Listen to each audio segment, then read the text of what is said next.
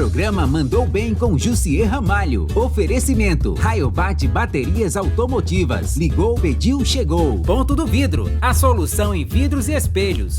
WhatsApp: 84999297347.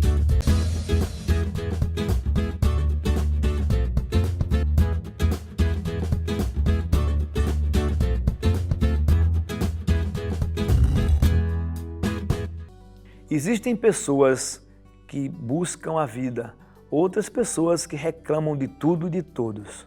Pessoas que vivem o tempo todo dando desculpas e se vitimizando.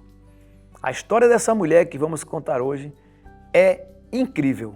Uma das histórias mais emocionantes que eu já vi no meu programa. A história de Wilaneide Campos, uma mulher que já passou por tantas situações difíceis, que venceu, deu a volta por cima e está aqui hoje firme e forte. Wilaneide, muito obrigado por participar do programa Mandou Bem. Eu quero conhecer um pouco da sua história junto com meus telespectadores, que eu sei que vão se emocionar comigo. Olá. Bom, eu que agradeço pela oportunidade de estar aqui, pelo convite de estar no seu programa, é uma honra participar. Até porque, pela minha trajetória de vida, eu jamais imaginei passar por um lugar desse. Assim, é muito gratificante estar aqui, poder compartilhar com as pessoas que vão assistir o nosso programa. Aliás, o seu programa, né? É nosso, né? Mas, Wilaneide, você é merecedora. Eu sei que eu já conheci um pouco, você já me passou tudo. Essa mulher, aos 3 anos de idade, ela teve a primeira experiência da vida, né? Como foi? A gente vai começar com um assunto bem polêmico, bem difícil, mas é necessário se falar sobre esse assunto. Na verdade, foi aos 5 anos de idade. Aos 5 anos de idade, eu sofri a violência sexual cometida pelo meu avô, o pai da minha mãe. Aos 5 anos? Dos 5 aos 7. 2 anos? 2 anos. E você não tinha como explicar nada, né? E falar nada? Não, porque hoje eu me sinto confortável em tocar no assunto, até porque eu preciso usar minha história como alerta para muitos pais, porque na época a minha mãe, ela não acreditaria, porque o meu avô era o homem o qual ela mais admirava. Ela jamais iria acreditar se eu fosse contar. Tem uma irmã sua também, né? Eu tenho uma irmã que é 1 ano mais velha e essa minha irmã ela nem consegue falar sobre os fatos do passado. Ela só, se tocar no assunto, ela só chora. Hoje eu estou tentando ser madura o suficiente, até porque hoje eu estou presidente de uma associação de mulheres que a gente trabalha todos os tipos de violência e se faz necessário se abordar esses temas, esses assuntos tão difíceis que mexe. Eu estou emocionada porque é um assunto que a gente vai lá no passado, a gente resgata. É muito bom resgatar coisas boas. E a violência... É muito duro para todo mundo que está assistindo, inclusive, ficar ver a emoção nos seus olhos. Uma criança de 5 anos ser bulinada ou ser, sei lá, violentada pelo próprio avô. Quer dizer, as pessoas de dentro de casa, né, onde não se imagina. Mas essa foi uma fase difícil na sua vida. Depois disso, nós temos um programa que vai demorar mais ou menos uns 20 e poucos minutos e a gente precisa contar todos os detalhes da sua vida para que as pessoas possam entender como você é forte. Depois disso aí, qualquer um se abala psicologicamente com uma situação dessa, mas teve um outro problema logo em seguida, que foi o seu pai quando vendeu a casa. Como foi isso? Quando eu tinha aproximadamente os meus 16 anos, a minha mãe estava internada na UTI do hospital. Na época, há mais ou menos 30 anos atrás, não se sabia o porquê que ela tinha secado do dia para a noite, como dizia na época, que ela ficou curiosa no de repente. E fez uma série de exames na época, inclusive fez exames de HIV, fez exames de inúmeras doenças que poderia ser pertinente para ela ter chegado àquele estado e estavam todos negativos e ela ficava sempre indo e voltando para o hospital. Numa dessas idas e vindas, o meu pai levou minha mãe para ver uma outra casa melhor que a nossa e minha mãe gostou da casa porque a oferta era de vender a nossa para comprar aquela casa.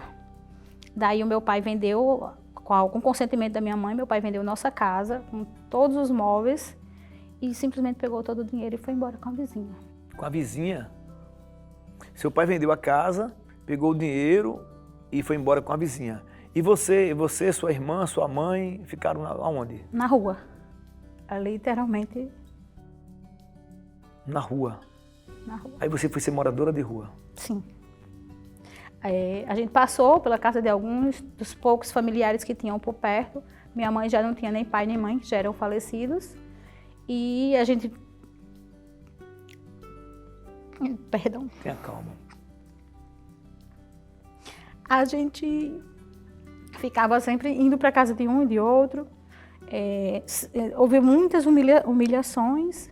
Teve uma tia que ela tinha, eu não sei bem ao certo, acho que 9 filhos, e o pouco que ela tinha, ela dividia com a gente. Então, assim, era muito difícil ver aquela situação, porque ela não tinha para guardar para quando a gente chegasse para comer.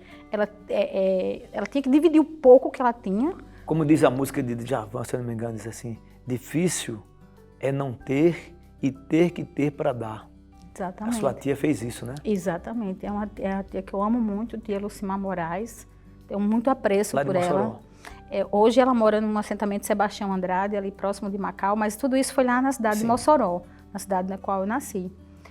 E a minha irmã, que é um ano mais velha que eu, na época voltou um namoro que tinha terminado porque descobriu que a pessoa não era de boa índole, mas dado a circunstância, ele se aproximou dela e eles foram morar junto. E ela aceitou a oferta porque ela era para ter um lar, para ter uma casa. Entendi. Para sair da rua, né? Exatamente. Aí, no caso, eu fui para casa que ela estava morando com ele, mas eu não suportei ver o sofrimento dela. Ele batia muito nela. Ele também deixava faltar comida. Então, assim, não foi uma boa trajetória e eu não suportava ver aquilo. Uma certa vez, numa madrugada, foi a primeira vez que eu dormi na rua. Eu saí porque eu não aguentei para ver. Ele batendo nela? Sim. E eu, imatura, não sabia o que fazer. Você tinha quantos anos nessa época? 16 anos. E saí, sem rumo. De madrugada? E andando assim, procurando um norte. E acabei que eu lembrei que no centro de Mossoró tem um centro de abastecimento que chama de Cobal, e lá tem as bancas de frutas. E um dos feirantes de lá era um amigo da família. Aí eu pensei, se eu ficar lá na banca dele, lá embaixo, para dormir, se ele chegar de manhã cedo, ele não vai se importar, porque eram pessoas conhecidas, tipo assim, não iam me tratar... De expulsar. Isso, não iria correr esse risco.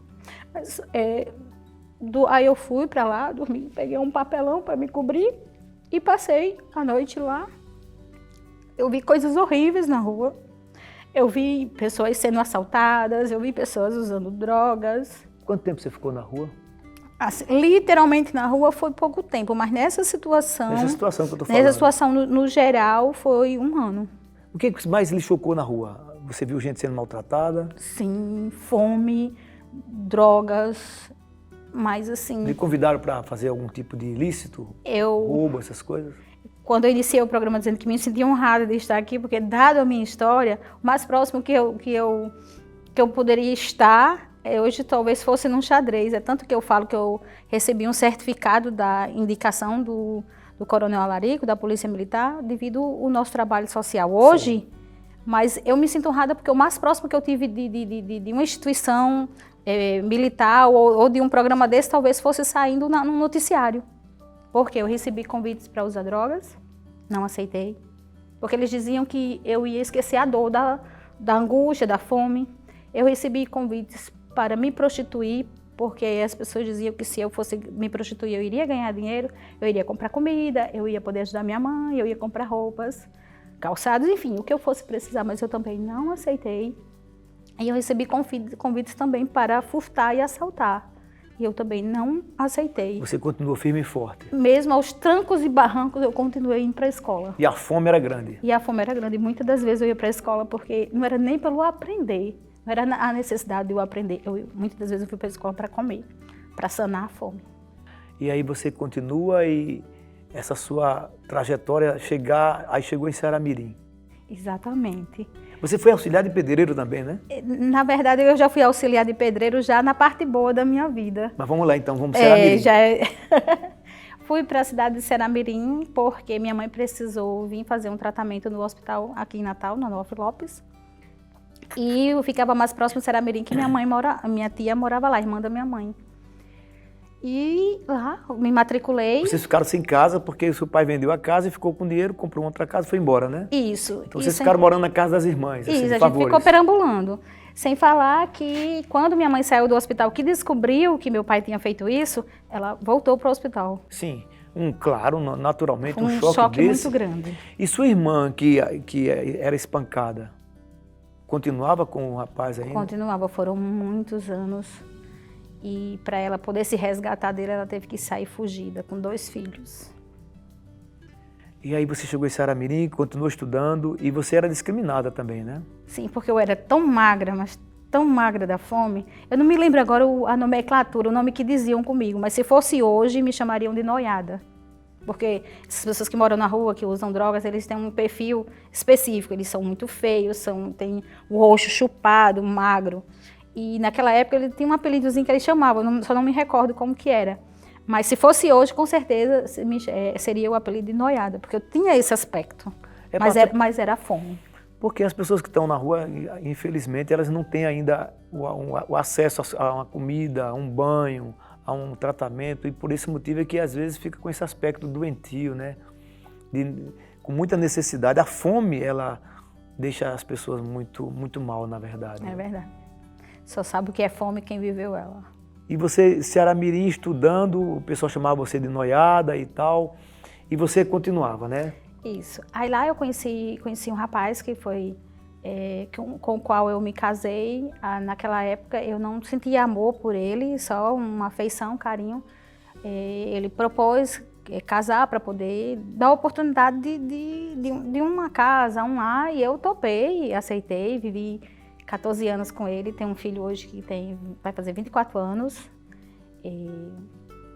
Foi uma experiência difícil porque nos 6 meses de casada eu flagrei ele com outra, apesar que não existia aquele amor genuíno que era necessário ter existido no início, mas quebrou toda aquela questão da confiança. 6 meses. Quebrou toda aquela questão da confiança, mas eu não poderia, naquela época, ter uma pessoa casada, uma mãe solteira ou casada separada, ainda existia um tabu muito grande e eu me submeti a permanecer, eu não tinha a mentalidade que eu tenho hoje. Passaram-se alguns anos, 2 anos, ele foi morar em São Paulo e com 6 meses após eu fui para São Paulo, onde eu comecei a fazer outros cursos. Trabalhei em algumas empresas de nome e renome, aprendi muito, foi a escola da minha vida, me profissionalizei. Hoje eu trabalho no ramo óptico, no ramo de ótica, mas eu fui profissional de beleza por 25 anos. Sério? Você trabalhou em salão de beleza? Sim. Cortando o cabelo? Cortando o cabelo, fazendo sobrancelha. Ajudando esse companheiro lá em São Paulo? Sim. E a sua mãe estava aqui com os outros filhos? Ela estava aqui, mas eu levei ela e minha irmã e meus 2 sobrinhos para São Paulo. Sim, a sua irmã que saiu fugida. Isso, justamente para lá, né? Eu levei eles embora. Conforme eu fui me estabilizando, eu fui levando eles para ficar lá comigo. E seu pai? Hoje... Não. O seu pai ficou aqui com a sua vizinha? A gente perdeu o contato. Sim, perdeu o contato com ele. Mas certa vez, ainda naquela época, ainda naquele ano, eu fazia o primeiro ano do magistério, acredito que era 1990, se eu não me engano. Eu soube que ele estava na casa da minha tia e fui até lá, porque era o final do ano, para a conclusão do primeiro ano do magistério, era necessário se adquirir um livro para fazer o resumo desse livro, que seria a conclusão do primeiro ano do magistério. Então eu fui lá muito cheia de expectativa e de inocência, porque se ele me tirou um teto, se ele me negou o alimento, ele jamais iria me dar um livro. Se ele negou o amor. Mas aí eu chamei ele do lado de fora, ele veio, me ouviu muito atento, muito mais atento do que você está aqui agora. Ele atentamente me ouviu a minha necessidade da aquisição do livro, mas a resposta que ele me deu... Peraí, não vamos dar a resposta dele agora não. A resposta a gente vai dar daqui a pouco. Sai daí que a gente volta já já. Você tem interesse em crescer e mudar de vida? Então vem contar sua história aqui no Mandou Bem. Queremos ajudar você a mostrar para milhares de pessoas que você manda muito bem. Criar, inovar, empreender e motivar. Gente que sai de sua zona de conforto e tem coragem de se mostrar para o mundo compartilhando suas experiências. O que você está esperando? Venha contar sua história aqui no Mandou Bem com Jussier Ramalho. A Ponto do Vidro é uma fábrica de vidros temperados. Trabalhamos com vidros laminados, comuns, vidros jateados, espelhos e muito mais, com preços diferenciados para vidraceiro, marceneiro, serralheiro, construtores, arquitetos e engenheiros. Faça já o seu orçamento. WhatsApp 84999297347. Rua Doutor Manuel Miranda 2361, Bom Pastor. Ponto do Vidro. A solução em vidros e espelhos. Se a bateria parou, a Rayobat tem a solução. Ligou, pediu, chegou. A Rayobat vai até você.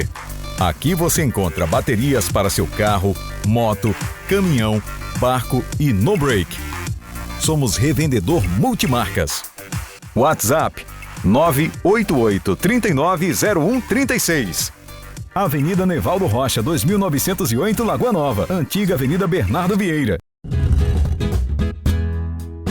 Estamos de volta com Ilaneide Campos, essa mulher que está contando a história dela, que passou por grandes dificuldades, mas até agora ela está nos mostrando uma pessoa muito centrada, resiliente, persistente e determinada. Como foi a resposta depois que ele ouviu toda a sua história?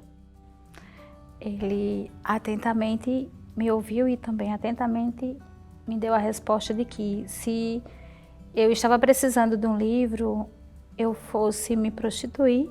Como é? Ele disse, o seu pai lhe mandou você se prostituir para comprar um livro? Exatamente.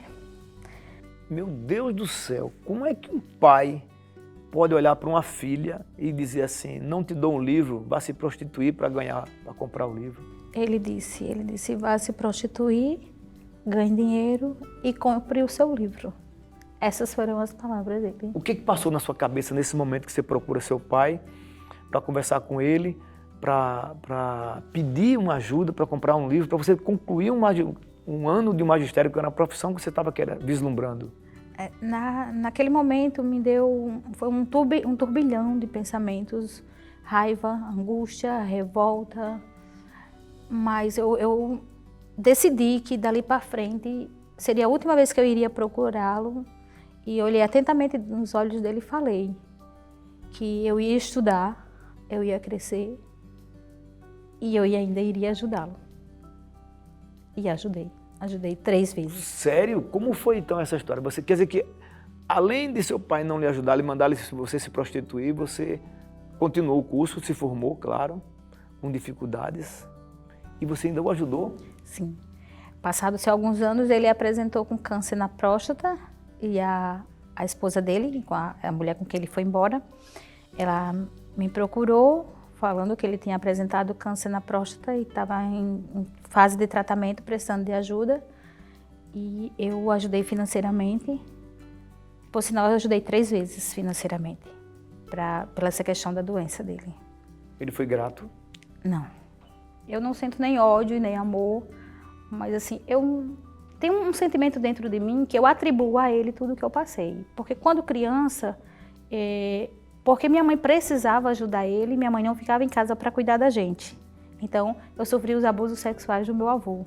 Em função dessa saída Exatamente, em função dessa saída da minha mãe, porque ela tinha que ajudar ele, ela era quase como se fosse uma obrigação de ter que ajudar ele. Então, eu atribuo ao meu pai, por isso. Eu morei na rua, eu dormi na rua, eu comi comida do lixo. Como é aquela história da carne que vinha do vizinho, outro vizinho que não tinha para dar e buscava, tinha que ter para dar, que ele pegava comida na rua e trazia a carne, vocês ferviam a carne?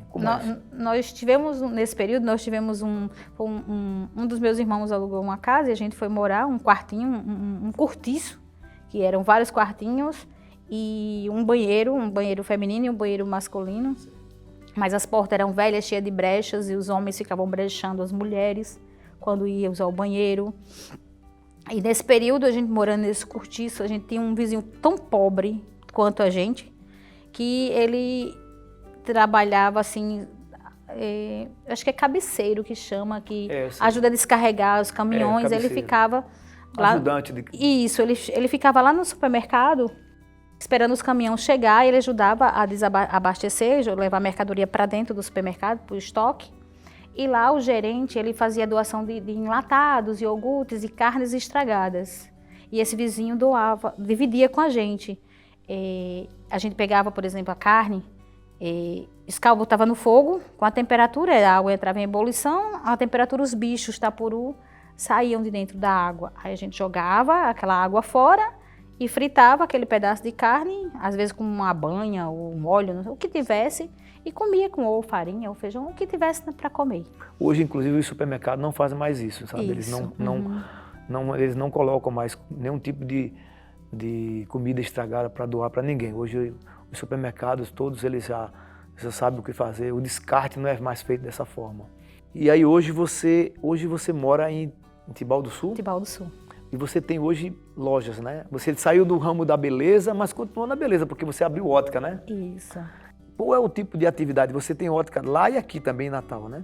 Eu tinha 2 lojas físicas, a de Tibau do Sul e na Zona Norte de Natal.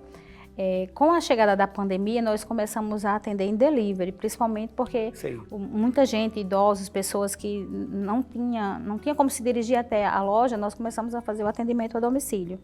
O atendimento a domicílio deu tão certo e a minha estadia em Tibau do Sul ficou tão frequente que nós chegamos ao consenso, chegamos à ideia de que a loja da Zona Norte ela ficou uma loja online, uma loja de atendimento a domicílio. Hoje o meu cliente da Zona Norte, que é o Forte, em Natal o Forte é na Zona Norte, eles têm essa comodidade de o carro levar no exame médico, o técnico ir até a sua casa para você escolher o seu óculos e recebe em casa também. Que maravilha! Eu sei que você também doa alguns óculos, né? Sim, eu estou presidente de uma associação de mulheres devido à minha história, com a chegada da pandemia. Na verdade, a ótica já fazia um trabalho social. Sim. Era um trabalho social da ótica. A gente doava um óculos por mês, exame, armação e lente, o óculos completo. Certo. A gente traçava o perfil social da pessoa e as pessoas de baixa renda a gente fazia essa doação. E doávamos 10 cestas básicas por mês.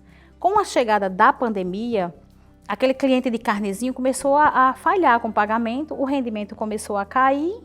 Aí eu percebi que eu não tinha mais condições nem de doar o óculos e nem de comprar esses 10 cestas básicas, porque eu tenho que pensar também nos meus filhos. Claro.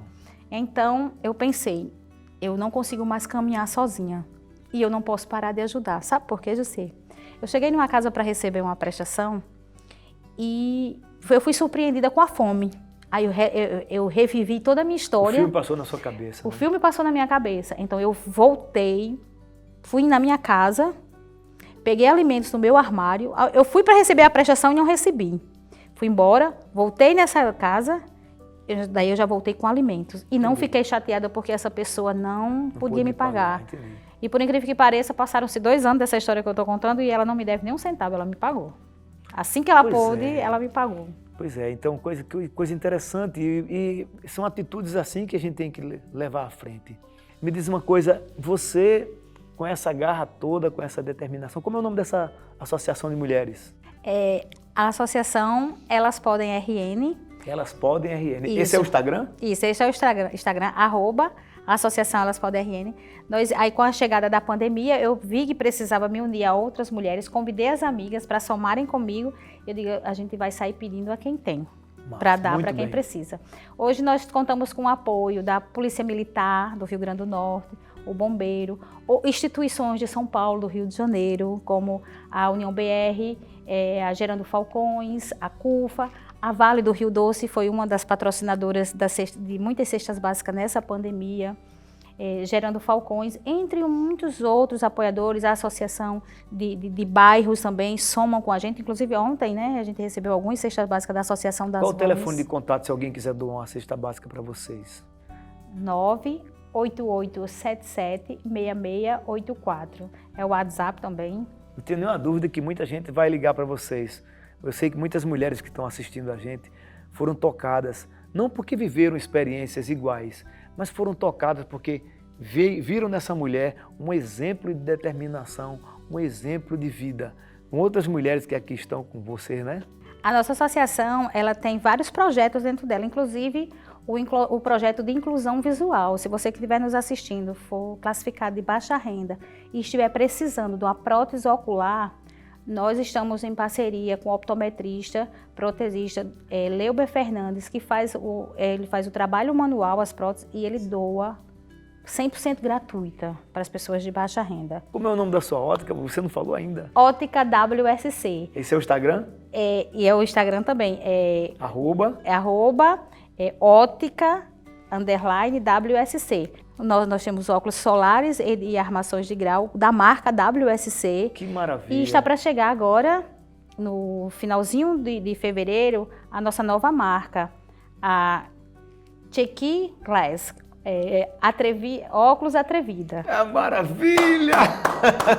Você é uma empreendedora nata, você é uma pessoa que cativa, que você chegando em todo lugar, que você preenche os espaços. Uma mensagem para as pessoas, para as mulheres, para os homens, para os seres humanos que estão nos assistindo.